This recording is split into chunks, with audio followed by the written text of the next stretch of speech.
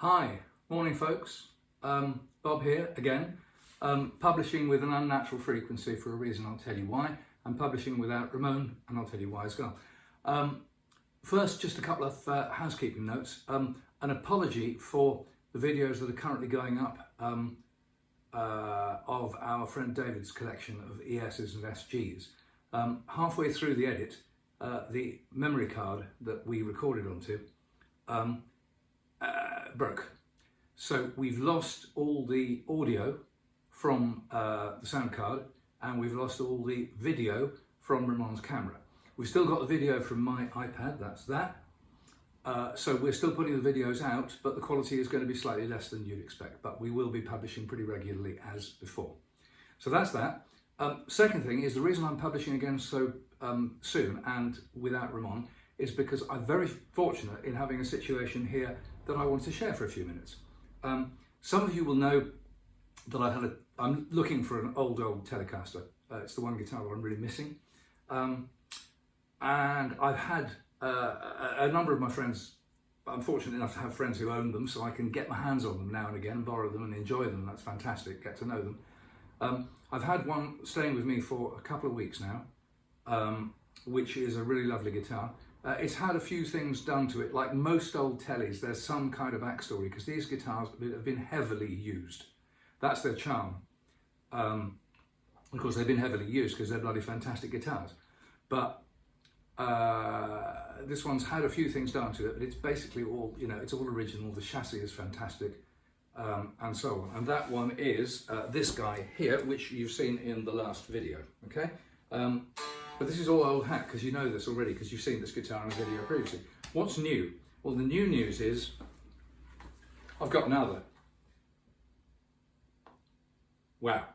Now, just sitting here and looking at my image in the camera really gets me going, because to have one Blackguard in the house is pretty great. To have two Blackguards in the house, and of this quality, is more than double pretty great. It's a real honour and a privilege. So I'm going to put down the one that you've seen already and talk a little bit about the one that you haven't. This belongs to a friend of mine quite nearby, not far away, and my impression is that it's up for grabs, that it's for sale. It was in a dealer's display recently for a little while. It had a typical kind of current dealer's price tag on it, which was pretty fantastic. I mean, I know why the dealers do this. First of all, they're looking to get a decent margin for themselves. And secondly, they want to have something on the wall, a price that they can climb back from and make the buyer feel better about, squaring a deal. So I can understand it, but nevertheless, there is a very fine line between pricing something that makes it saleable and pricing something that just makes it. And certainly that was the case for me, because while I'm in the market for these things, I'm now on a fixed income. I haven't got money to splurge around on exotics like I used to. So my search for a telly will continue to find something that is kind of more of a player and less of a collector. This is a collector. Both these tellies are from 1952, which is a great time for tellies. Actually, any time up until about 53, early 54 is a great time for tellies, after which they transitioned into a slightly different guitar. The white guards came in.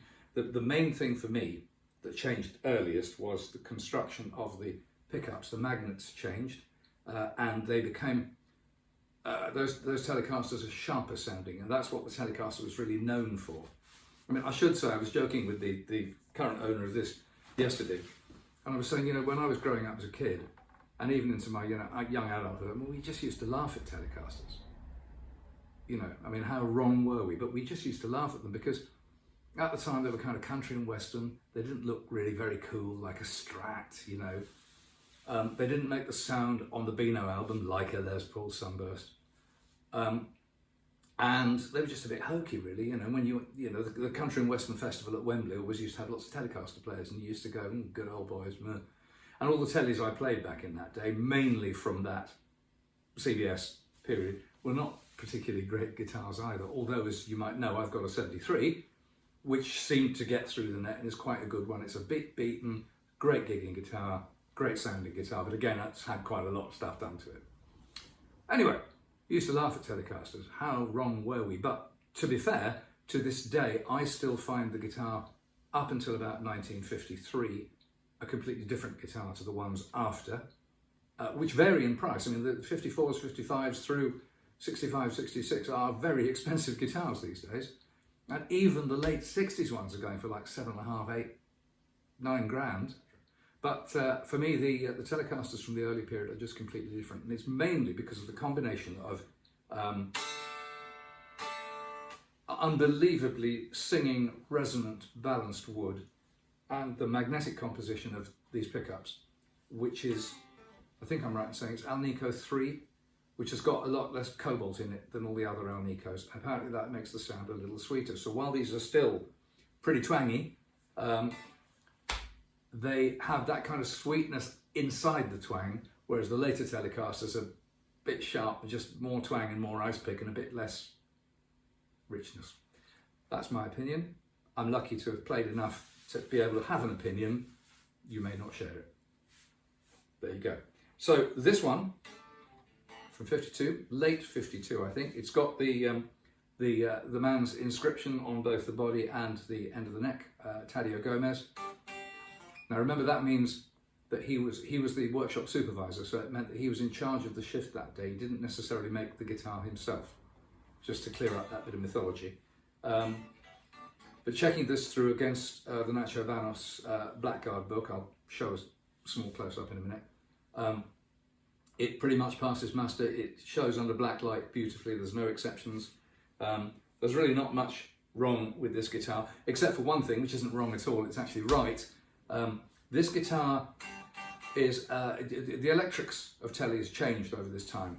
The original Telecasters, and indeed broadcasters and no-casters, had a switch, a three-way switch. The first position near the neck was the same as this.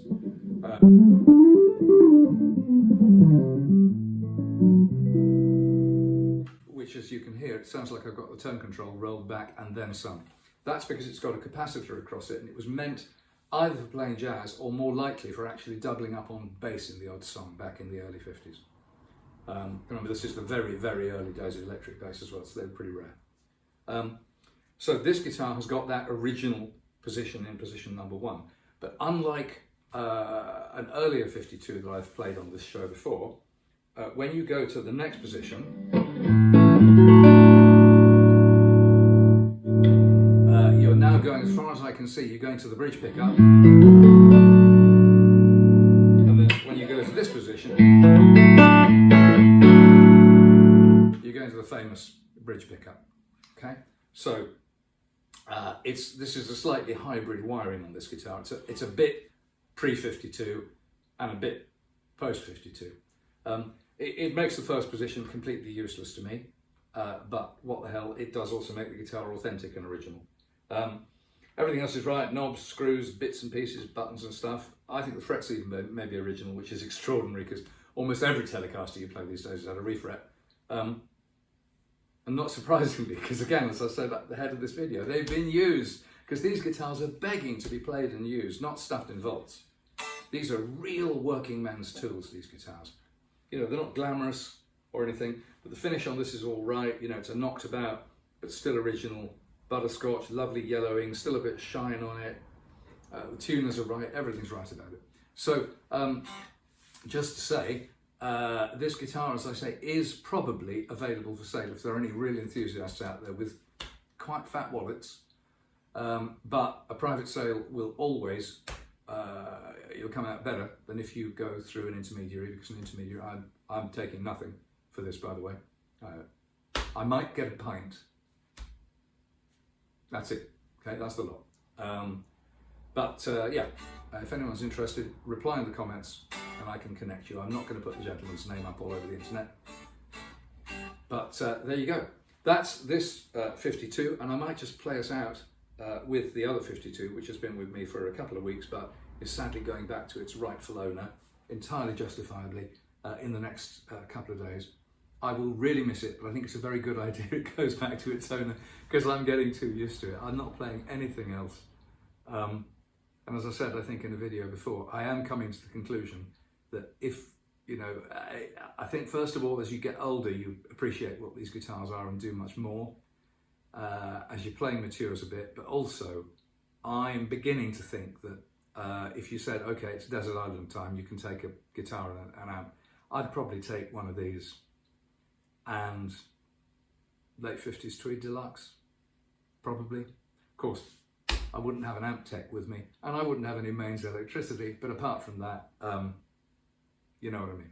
So, just a quick one to fill in some time between our next video coming up about some more ESs and SGs from David's collection. But I hope you enjoyed this brief one. I'm going to play us out with the other guitar. Just twang a little bit and fade it through. And you have a good week. Try and dodge all the English rain clouds, which look like they're stuck with us for at least another week. Oh, we need a summer holiday. And probably see you on Friday.